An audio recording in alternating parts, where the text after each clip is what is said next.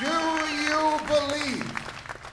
you believe it's time to do away with divisive hyphens that separate us?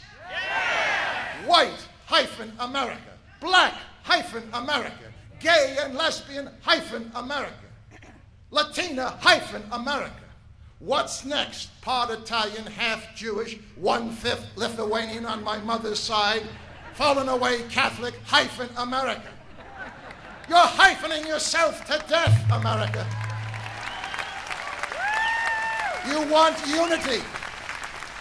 We all cry we want unity. There is no unity among politics, but there is unity among principle. Get rid of those hyphens. How dare you continue? And where is the political correct crowd on this one? How dare you continue to identify people by their ethnicity and the color of their skin? Isn't that racial profiling?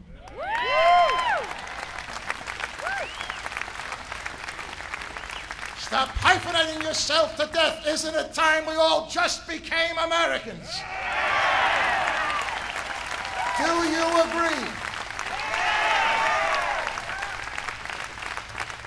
I haven't asked you what to agree to. Maybe I should have a collection taken up.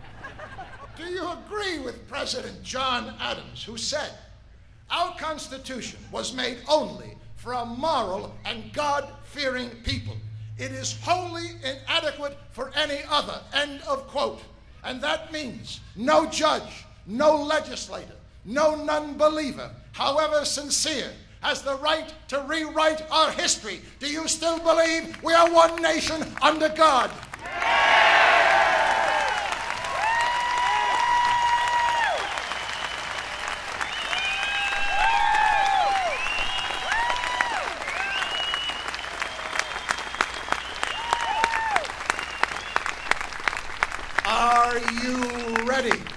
Are you ready, Sheboygan, to stand up and speak out to the man in the White House to stop listening to his 44 czars around him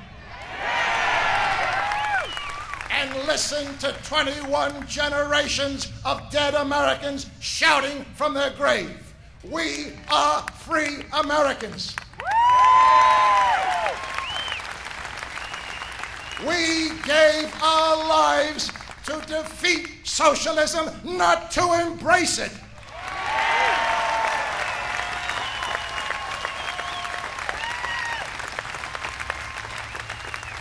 Then let the Second American Revolution begin. It was a custom in war times, the 1770s, when an American ship crept up behind an English frigate. All the American sailors would come to the top deck and shout out a word or a phrase that would scare the living bejeebers out of the Brits before they sank them to the bottom. Would you now please all stand up, if you would, and be kind enough to face those porta potties to your left. It is so prophetic, as you will see in a moment, why we are facing.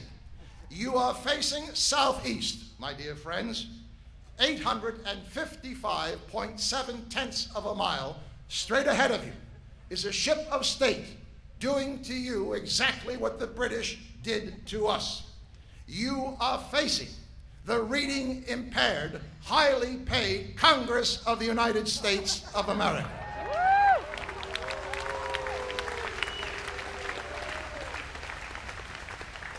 If you agree, on the count of 3, please shout these words with as much gusto as you're capable of.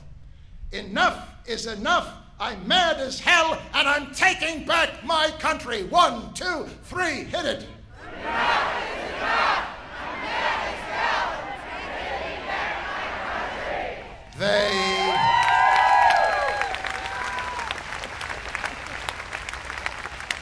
They couldn't hear you over at the farmer's market.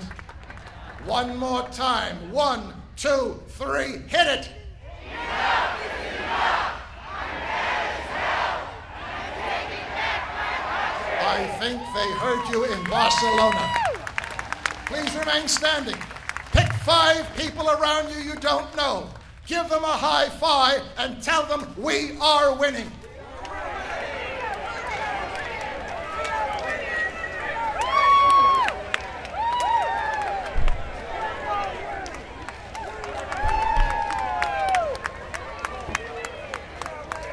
Have a seat, my dear friends. Have a seat.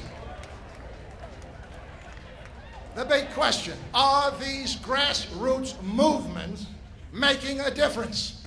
Yeah! A grassroots movement in Texas started 2.5 months ago. I was there with far less people than are here in the park. And they decided to petition their legislators. They were sick and tired of the federal government not enforcing their immigration laws. And 4 weeks ago, the state of Texas declared their sovereignty and told the federal government to go to hell.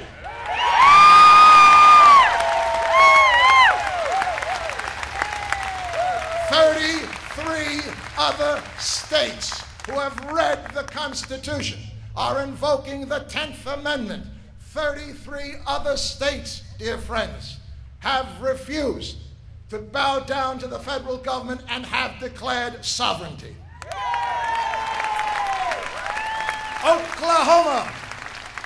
Oklahoma, 9 weeks ago, just 3 people looked at themselves and said, if Texas can tell the federal government to go to hell, why can't Oklahoma? Citizens tired of hearing press 2 for Spanish, proposed that English be declared the language of Oklahoma.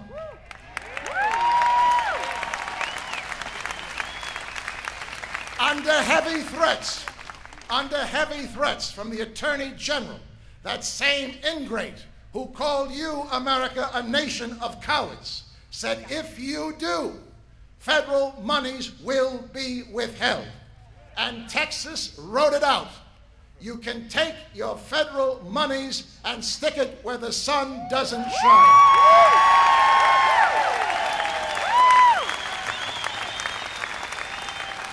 7 weeks ago, Oklahoma declared English as their official language.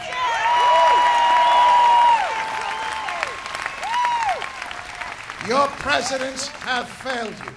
Your media has failed you. Your non-representing representatives have failed you. My dear friends, who's left to speak for America's interests? Now the hard part. What happens if the princes and princesses on the Hill refuse to listen to you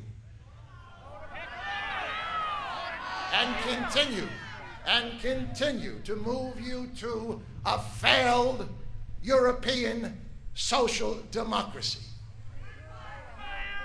You've got to have the guts to resort to the 2 last peaceful means available to us as free citizens. 2 peaceful means of civil disobedience. Teach your children there is no government. They are the government. And that government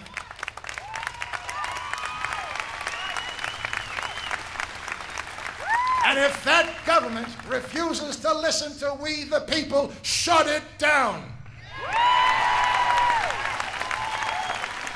Recognize the obvious. 100 senators, 435 congressmen, and 1 president are directly, legally, morally, and individually responsible for every single mess this country is in. Get rid of every single one of them.